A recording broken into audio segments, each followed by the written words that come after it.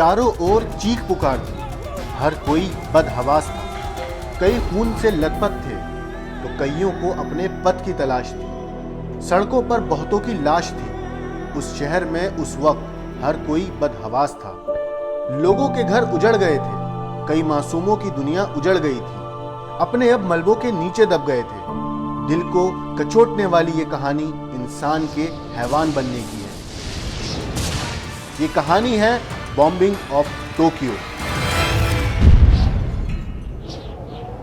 6 अगस्त 1945 की सुबह 8:09 पर हिरोशिमा के आसमान में B-29 विमान एनोला गे मंडराने लगा और उसके 6 मिनट बाद 8:15 पर एनोला गे से little boy atom bomb Hiroshima पर गिरने लगा। बस 43 सेकंड लगे और उसके बाद जो हुआ उसकी कल्पना से भी इतिहास का कलेजा कांप जाता है। जब धरती पर एटम बम फटा तो तापमान अचानक 10 लाख सेंटीग्रेड पहुंच गया। कंक्रीट की इमारतें टूटने लगीं। धरती पर मौजूद सारी चीजें चंद लम्हों में गायब हो गईं। ग्राउंड जीरो से 15 किलोमीटर दूर हर इमारत की खिड़की के शीशे चकनाचूर हो गए। बस एक लम्हा लगा और हिरोशिमा की कुल आबादी के 2,50,000 के 30% यानी 80,000 लोगों की मौत हो गई। लेकिन लिटिल बॉय से हुई तबाही के बाद भी अमेरिका नहीं रुका और 3 दिन बाद यानी 9 अगस्त को नागासाकी शहर के ऊपर दूसरा परमाणु बम फैटमैन फेंका गया। कई हजार लोग इन हमलों में मारे गए थे और इतनी ही संख्या में घायल भी हुए थे। मीडिया रिपोर्ट्स के मुताबिक उसी रात अमेरिकी राष्ट्रपति हैरी ट्रूमन ने कहा था कि जापानियों को अब पता चल चुका होगा कि परमाणु बम क्या कर सकता है और जापान ने अगर अभी भी आत्मसमर्पण नहीं किया तो उसके दूसरी जगहों पर भी हमला किया जाएगा और दुर्भाग्य से इसमें हजारों नागरिक मारे जाएंगे। अमेरिका के उस समय के राष्ट्रपति ने यह बात हिरोशिमा और नागासाकी पर परमाणु बम गिराने के बाद कही थी। मगर हिरोशिमा और नागासाकी में हुई ये तबाही सिर्फ एक एक बम गिरने से हुई थी। लेकिन आज हम आपको मानव इतिहास के सबसे विनाशकारी बमबारी के बारे में बताने जा रहे हैं, जिसमें पूरे शहर पर इतने बम गिराए गए थे कि एक ही रात में करीब 1 लाख से ज्यादा लोग मौत की जद में आ गए थे। इस विनाशकारी बमबारी को बॉम्बिंग ऑफ टोक्यो या ग्रेट टोक्यो एयर रेड के नाम से जाना जाता है, क्योंकि ये जापान की राजधानी टोक्यो में हुई थी। ये बमबारी हिरोशिमा और नागासाकी परमाणु हादसे से 4 महीने पहले हुई थी, लेकिन इसमें समानता ये है कि इस भयानक और विनाशकारी हैवानियत की घटना को अंजाम देने के पीछे अमेरिका ही था।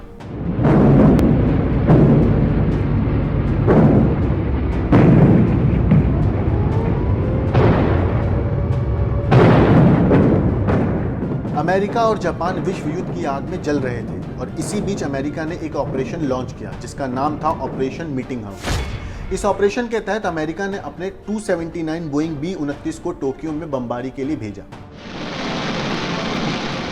9 मार्च की शुरुआत में मतलब दिन में अमेरिका की वायुसेना के चालक दल की तिनियन और सियापन के मरियाना द्वीप पर एक सैन्य ब्रीफिंग हुई, जहां पर इस हमले की योजना बनाई गई। असल में अमेरिकी वायुसेना का इरादा था कि वो उस शाम टोक्यो पर एक लो लेवल बमबारी हमले को अंजाम दें। इसके लिए उन्होंने विमान की टेल को छोड़कर सभी बंदूकें हटा दी थी ताकि विमान के वजन में कमी आ सके और जहाज की स्पीड बढ़े और विमान ज़्यादा से ज़्यादा बम लेकर उड़ सके। इतना ही नहीं, उस समय यूएस जनरल कार्टिस लेमे ने कहा था कि आप सबसे बड़े पटाखे देने जा रहे हैं जिसे जापानियों ने कभी देखा है। इस सैन्य ब्रीफिंग के ख़त्म होते ही शाम 5:34 पर अमेरिका के लड़ाकू विमान मौत का सामान भरकर तिनियन और सियापन के मरियन द्वीप से उड़ान भरते हैं और 10 मार्च की सुबह 12:15 पर लक्ष्य तक पहुंच जाते हैं। 334 हमलावरों ने सिर्फ 500 फीट पर उड़ते हुए मौत को आसमान से गिराया था। पूरे टोक्यो में आग फैला दी थी। 9 मार्च 1945 से शुरू हुआ ऑपरेशन 10 मार्च 1945 की सुबह खत्म होता है, यानी ऑपरेशन मीटिंग हाउस खत्म हो गया था। ये ऑपरेशन महज एक दिन चला, लेकिन इस एक दिन में अमेरिकी विमानों ने इतने बम बरसाए कि लगभग 1 लाख लोग मारे गए थे, जबकि 1,25,000 से ज़्यादा लोग घायल हुए थे। इसके अलावा करीब 10 लाख लोग बेघर हो गए थे। हालांकि इस घटना में अमेरिका के 14 विमान दुर्घटनाग्रस्त हो गए थे, जिसमें करीब 94 वायुसैनिक मारे गए। एक रिपोर्ट के मुताबिक अमेरिकी विमानों ने टोक्यो पर करीब 2000 टन बम गिराए थे, इस बमबारी में 2,86,000 से ज़्यादा इमारतें और घर पूरी तरह तबाह हो गए थे। यही वजह है कि इसे दुनिया का सबसे खतरनाक हवाई हमला माना जाता है। कहते हैं कि आवश्यकता ही आविष्कार की जननी है, लेकिन विज्ञान के चमत्कार जितना फ़ायदा पहुंचाते हैं उतना ही कभी कभी इसके परिणाम घातक साबित होते हैं। इस बमबारी में मौत का ऐसा खेल खेला गया था कि कहते हैं कि इतने लोग इस बम की आग में झुलसे थे कि जलते हुए मांस की बदबू ने बमबारी करने वाले पायलटों को बीमार कर दिया था, जिससे उन्हें उल्टी होने से बचने के लिए ऑक्सीजन मास्क पहनना पड़ा था।